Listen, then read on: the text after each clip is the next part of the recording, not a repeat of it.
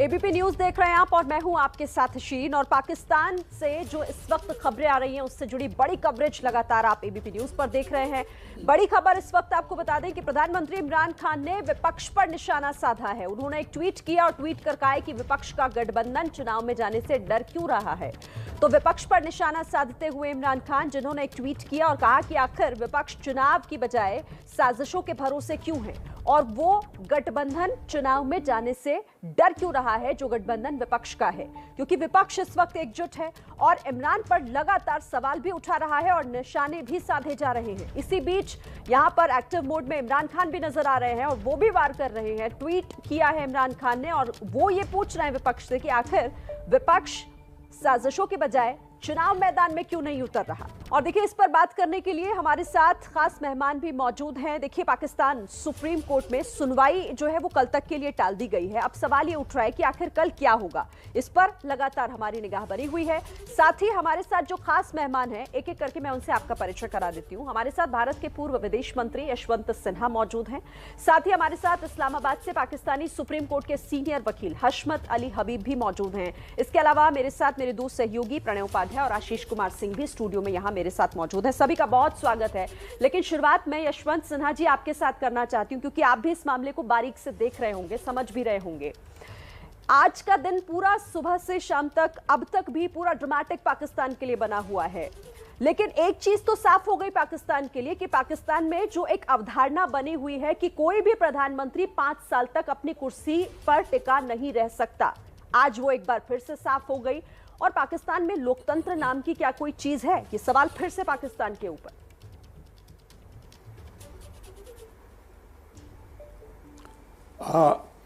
बहुत धन्यवाद। मैं साफ कर दूं कि मैं अपनी बात कह के जी। और मुझे जाना पड़ेगा एक ज़रूरी काम से जी सर। तो मैं पूरे प्रोग्राम में नहीं रह पाऊंगा।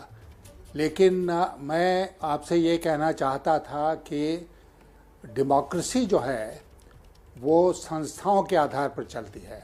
संस्थाएं अगर मजबूत होती हैं तो प्रजातंत्र मजबूत रहेगा, संस्थाएं कमज़ोर होंगी तो प्रजातंत्र भी कमज़ोर होगा।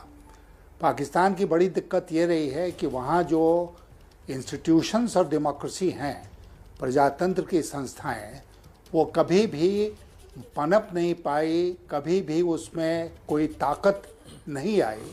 और आज जो कुछ हम लोगों ने देखा उसने एक बार फिर ये साबित कर दिया कि वहाँ पर जो संस्थाएं हैं वो निष्पक्ष नहीं हैं, वो कमज़ोर हैं और वो किसी तरह का फैसला कर सकती हैं।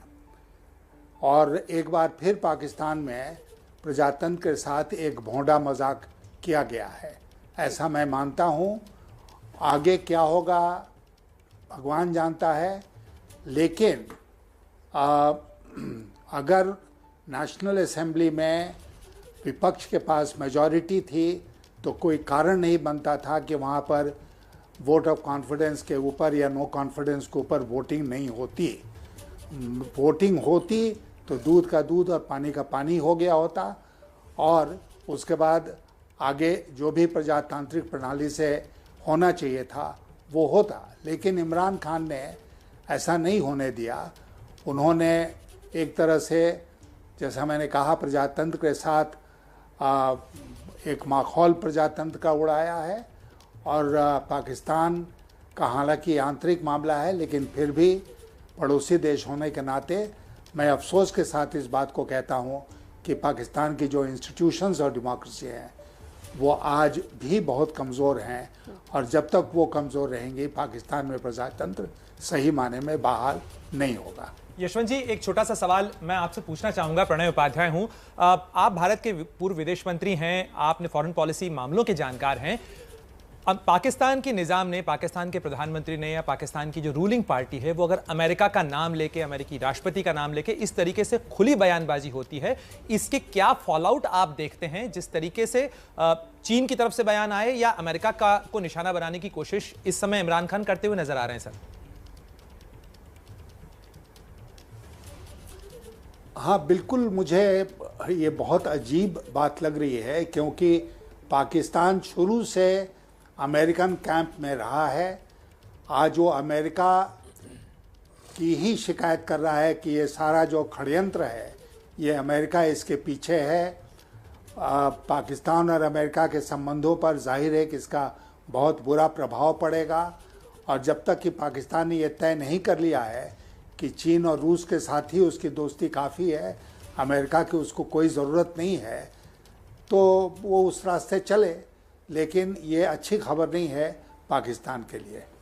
यशवंत सिन्हा साहब, एक सवाल पूछना चाहता हूँ आपसे। विथ योर रिच एक्सपीरियंस, सालों का पार्लियामेंट्री आपको अनुभव है, कई कॉन्स्टिट्यूशनल क्राइसिस आपने देखे सर, आपको क्या लगता है कि जो आपका आकलन है, आज जो कुछ हुआ वो हमने सुन लिया, कल आपको क्या लगता है कि supreme court with its wisdom किस तरह का फैसला सुना सकती है?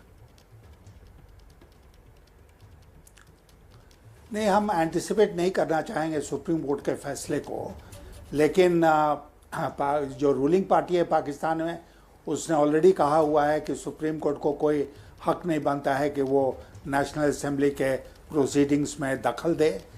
तो इसलिए अब वो एक बड़ा भारी कॉन्स्टिट्यूशनल सवाल उन्होंने उठाया है। देखा जाए सुप्रीम कोर्ट उस पर क्या ऑर्डर करता है। लेकिन मैं फिर आपसे कहना चाहूँगा कि हमारे देश में जी। एक इस तरह का मौका आया जब हम लोग सरकार में थे और एक वोट से लोकसभा में विश्वास का प्रस्ताव हार गए थे, एक वोट से जी। और उसके बाद उस समय के प्रधानमंत्री अटल बिहारी वाजपेयी ने जाकर इस्तीफा दे दिया था जी। वो जो प्रजातंत्र की ताकत है उसको वो दिखाता है। पाकिस्तान में ये दूर दूर तक कहीं नजर नहीं आता है। बिल्कुल सही कह रहे हैं सर आप, और यही तो फर्क है ना, क्योंकि हम एक मजबूत लोकतंत्र में जीते हैं और पाकिस्तान में तो आज क्या कुछ हो रहा है वहां हर किसी के लिए समझना बहुत मुश्किल है। बहुत धन्यवाद सर, आप हमारे साथ जुड़े, हमसे बातचीत करने के लिए, हमें समझाने के लिए अब कि आखिर ये मौजूदा स्थिति को लेकर आप क्या सोच रहे हैं। शुक्रिया आपका यशवंत सिन्हा जी। तो देखिए, इस पूरी खबर पर लगातार हमारी नजर बनी हुई है। सभी खास मेहमान भी हमारे साथ हैं, पाकिस्तान से भी हमारे साथ सुप्रीम कोर्ट के सीनियर वकील हशमत अली हबीब भी हमारे साथ जुड़े हैं। उनसे भी हम बात करेंगे, समझेंगे कि आखिर कोर्ट में कल क्या हो सकता है और अभी क्या कुछ हो रहा है। लेकिन हम उस पर चर्चा को आगे बढ़ाएं उससे पहले एक रिपोर्ट आपको दिखा देते हैं। इमरान ने जो कहा था वो कर दिखाया है। इमरान खान की पार्टी तहरीक इंसाफ के इस ट्वीट से साफ हो गया है कि इमरान का प्लान कामयाब हो गया। एक बॉल में 3 विकेट गिराने का संदेश दे रहे इस ट्वीट में जिन 3 विकेटों की बात हो रही है उनमें से एक विकेट है पूर्व पीएम नवाज शरीफ के परिवार का। पाकिस्तान में अगर इमरान की सरकार गिरती तो इसका सबसे बड़ा फायदा पूर्व पीएम नवाज शरीफ के भाई और मुस्लिम लीग नवाज PMLN के अध्यक्ष शहबाज शरीफ को होता। शहबाज प्रधानमंत्री बनने के सपने देख रहे थे। इन्होंने पाकिस्तान पीपल्स पार्टी के आसिफ अली जरदारी और जमीयत उलमाए फजल JUIF के प्रमुख मौलाना फजलुर रहमान के साथ मिलकर इमरान के खिलाफ अविश्वास प्रस्ताव लाने के लिए हाथ मिलाया था। लेकिन इमरान ने फिलहाल इनके मंसूबों पर पानी फेर दिया है। अपने क्रिकेट करियर के दौरान दुनिया के सबसे तेज गेंदबाजों में से एक और रिवर्स स्विंग के शहंशाह रहे इमरान खान ने कहा था कि वो एक इन स्विंग यॉर्कर के साथ 3 विकेट लेंगे। ऐसा उन्होंने आज कर दिखाया।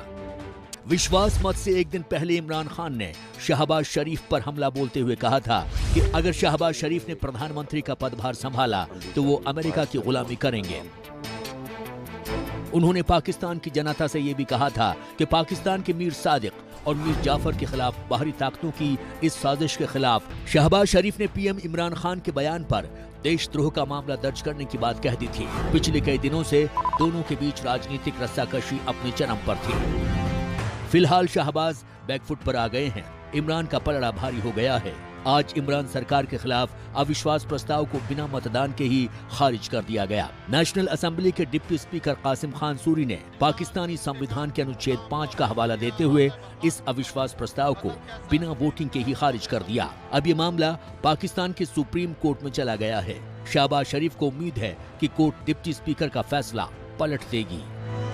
पाकिस्तान के सियासी भूचाल में एक नाम जो बहुत तेजी से उभरा है वो है मरियम नवाज का। मरियम नवाज पूर्व प्रधानमंत्री नवाज शरीफ की बेटी हैं। वो पाकिस्तान मुस्लिम लीग नवाज की राष्ट्रीय उपाध्यक्ष भी हैं। मरियम नवाज मरियम ने प्रधानमंत्री इमरान खान की नाक में दम कर रखा था। इन्होंने न केवल इमरान खान की सियासत में भूचाल ला दिया था, बल्कि अगर इमरान सरकार गिरती तो इससे मरियम को भी काफी फायदा होता। लेकिन फिलहाल इनका प्लान चौपट हो गया है। मरियम नवाज ने ट्वीट कर कहा है, इनके चेहरे पहचान लीजिए, ये वो गुट माफिया हैं जिसने इस्लामिक रिपब्लिक ऑफ पाकिस्तान के संविधान पर हमला किया है और उसे निरस्त किया है। उन सभी को अनुच्छेद 6 के तहत आजमाया जाना चाहिए। अविश्वास प्रस्ताव से पहले पाकिस्तान में इमरान खान ने जो माहौल बनाया था, उसे लेकर मरियम ने काफी सख्त रुख दिखाया था। उन्होंने तनाव के माहौल के लिए इमरान खान को जिम्मेदार ठहराया था और उनके खिलाफ देशद्रोह का केस दर्ज करने की मांग की थी। शरीफ परिवार में अगर शहबाज शरीफ प्रधानमंत्री बनते तो उनके बेटे हमजा शरीफ भी राजनीति में और ऊपर आ जाते। पिछले कुछ दिनों से पाकिस्तान की सड़कों पर हमजा शरीफ ने भी इमरान खान के खिलाफ मोर्चा खोल रखा था। ऐसा माना जा रहा है कि हमजा शरीफ को पाकिस्तानी पंजाब का मुख्यमंत्री भी बनाया जा सकता है। वो इसलिए क्योंकि उनके पिता शहबाज शरीफ पहले पंजाब के मुख्यमंत्री रह चुके हैं।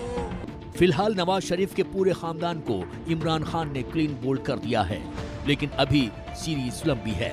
इस मैच में भले ही इमरान खान जीत गए हों, लेकिन सीरीज कौन जीतेगा, इसे लेकर सस्पेंस बना हुआ है।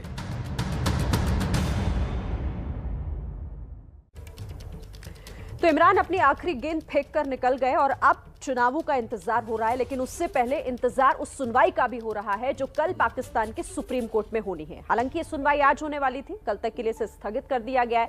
अब कोर्ट पर निगाहें इस बात को लेकर टिकी हुई हैं क्योंकि विपक्षी दलों की तरफ से भी जो याचिका, जो अर्जी दाखिल की गई है, उस पर भी कोर्ट सुनवाई करेगा।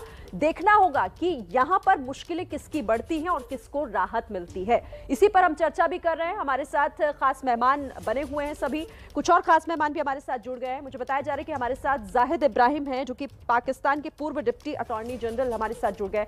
स्वागत है जाहिद सर आपका। और साथ ही हमारे साथ और भी मेहमान जुड़े हुए हैं। हशमत अली हबीब, जो कि पाकिस्तान के सुप्रीम कोर्ट में सीनियर वकील हैं। आप दोनों का स्वागत है। मैं हशमत अली हबीब साहब आपके पास पहले आ जाती हूं क्योंकि इंतजार हो रहा है कोर्ट का कि कोर्ट कल क्या करता है। क्या आदेश दिया जाएगा या फिर कोई ऐसा रास्ता जो इस उलझन से पाकिस्तान को, वहां की आवाम को भी निकालेगा? क्या होना है कल?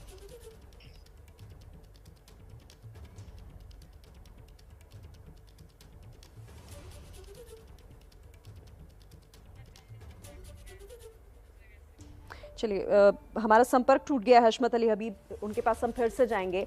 जाहिद इब्राहिम जी, इसी सवाल के साथ मैं आपके पास भी आना चाहूंगी कि आखिर अब कोर्ट क्या कोई रास्ता निकाल पाएगा, क्योंकि कल तक के लिए स्थगित हो गई है सुनवाई सुप्रीम कोर्ट की। देखिए, हमें ये तो पता है कि जो लोग कोर्ट गए हुए हैं उनका मकसद यही है कि आज का जो स्पीकर का फैसला है उसको सस्पेंड किया जाए और उसको कलअदम करार दिया जाए, क्योंकि वो स्पीकर के फैसले की बुनियाद पे जो हमारे वजीर आज़म हैं उन्होंने सदर को एक समरी भेजी, एडवाइस भेजी कि असेंबलियों को तहलील कर दिया जाए और उस पे अमल करते हुए उन्होंने असेंबलियां तहलील कर दी हैं।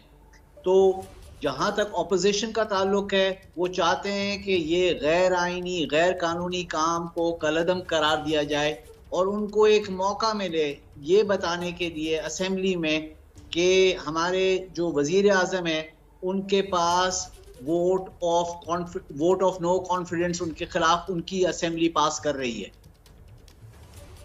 जाहिद इब्राहिम, क्योंकि देखिए, एक कोर्ट का ही पहले का भी आदेश है जिसमें ये कहा गया था पाकिस्तान की ही कोर्ट की तरफ से कि जो संसद के मामले हैं, जो नेशनल असेंबली के मामले हैं, वो कोर्ट उस पर कोई सुनवाई नहीं कर सकता।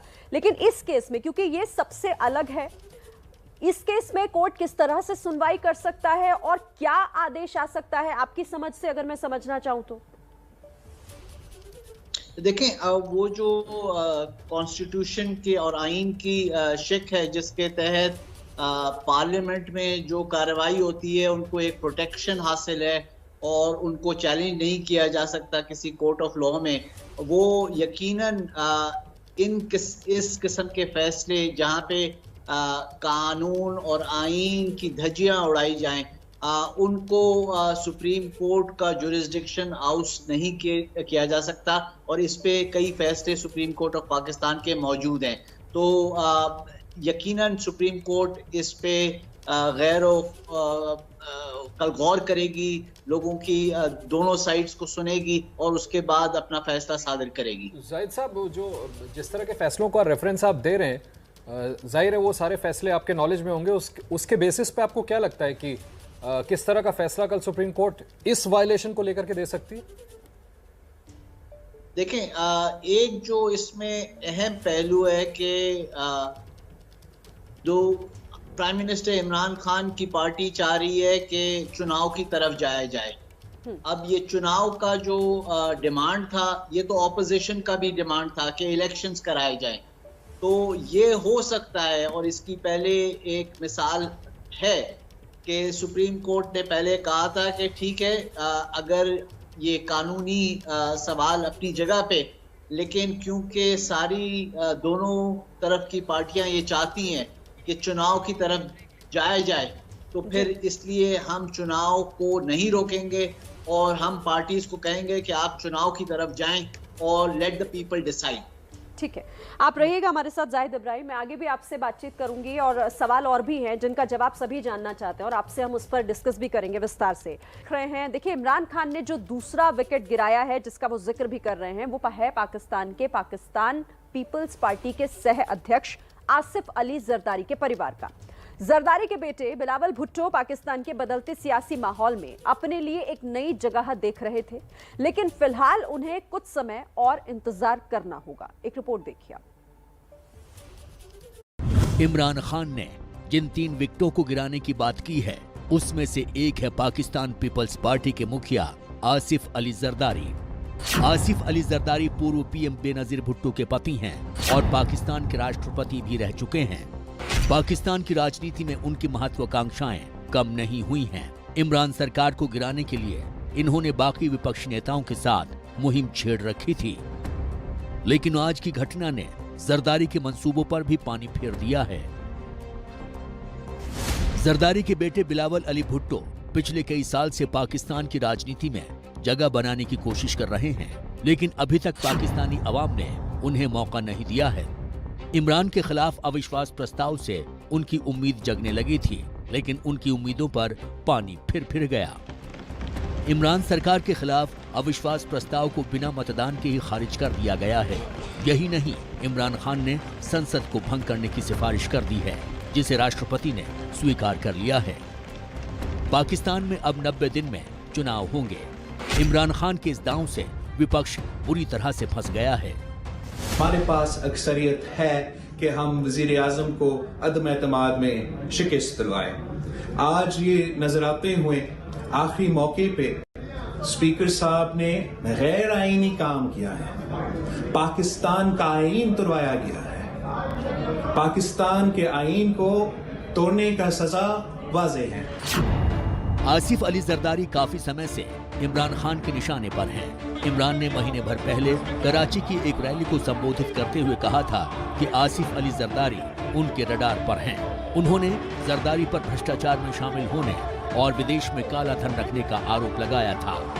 इमरान खान ने आरोप लगाया था कि जरदारी अपने साथ पैसे की बाल्टी लेकर घूमते हैं और उनके सांसदों को खरीदने के लिए 20 करोड़ रुपए रखे हैं। कुछ दिन पहले इमरान ने अपनी पार्टी के कार्यकर्ताओं से कहा था कि सरकार अविश्वास प्रस्ताव जीतने के बाद विपक्ष के 3 बड़े नेताओं को जेल भेजेगी, जिसमें जरदारी का नाम भी शामिल है।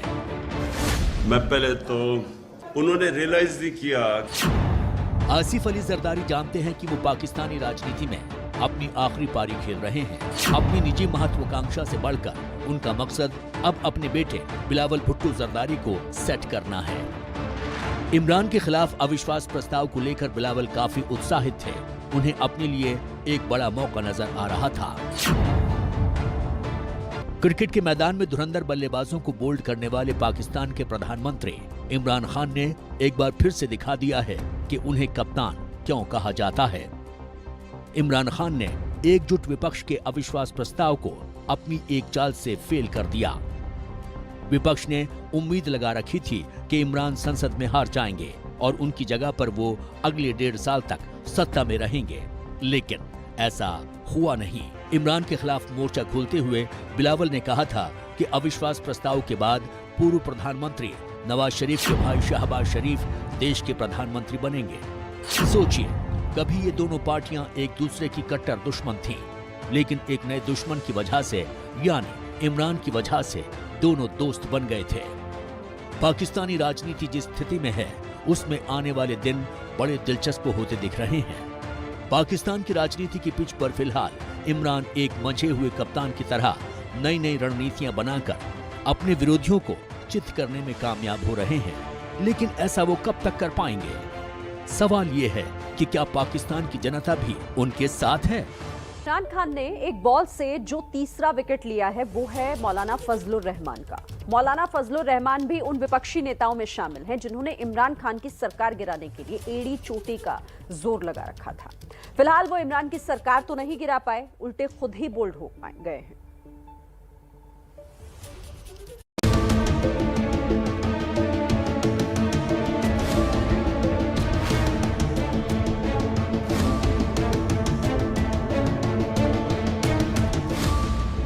जमीयत उलेमाए फजल के प्रमुख मौलाना फजलुर रहमान इमरान खान के तीसरे शिकार हैं। शहबाज शरीफ और आसिफ अली जरदारी के बाद इमरान ने उनका विकेट भी ले लिया है।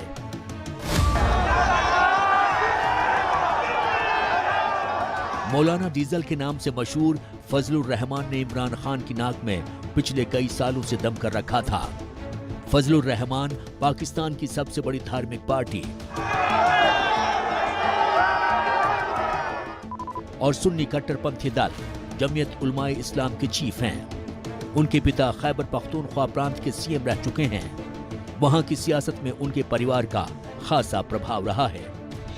मौलाना पाकिस्तान की नेशनल असेंबली में नेता विपक्ष भी रह चुके हैं। वो तालिबान समर्थक माने जाते हैं, लेकिन पिछले कुछ साल से उदारवादी होने का दावा करते हैं। 2018 के चुनाव के बाद इमरान को सत्ता में आने से रोकने के लिए आजादी मार्च की वजह से वो काफी सुर्खियों में आए थे। तब से ही इमरान खान के साथ उनका 36 का आंकड़ा चल रहा है। इस बार भी जैसे ही इमरान खान के खिलाफ राजनीतिक हवा बहने लगी, वो उसमें शामिल हो गए। जरदारी और शरीफ के साथ वो भी उस गुट का हिस्सा हैं। ऐसा खात्मा किया जाएगा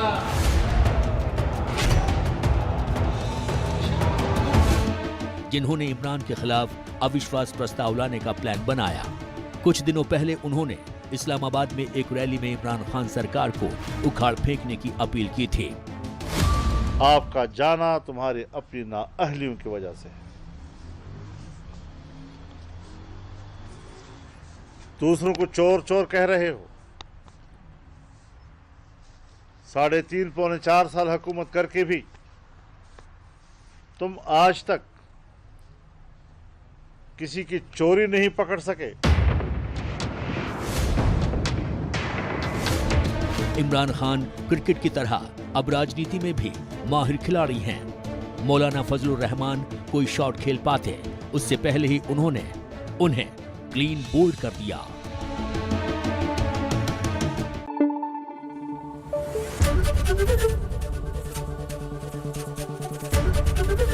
एबीपी न्यूज आपको रखे आगे।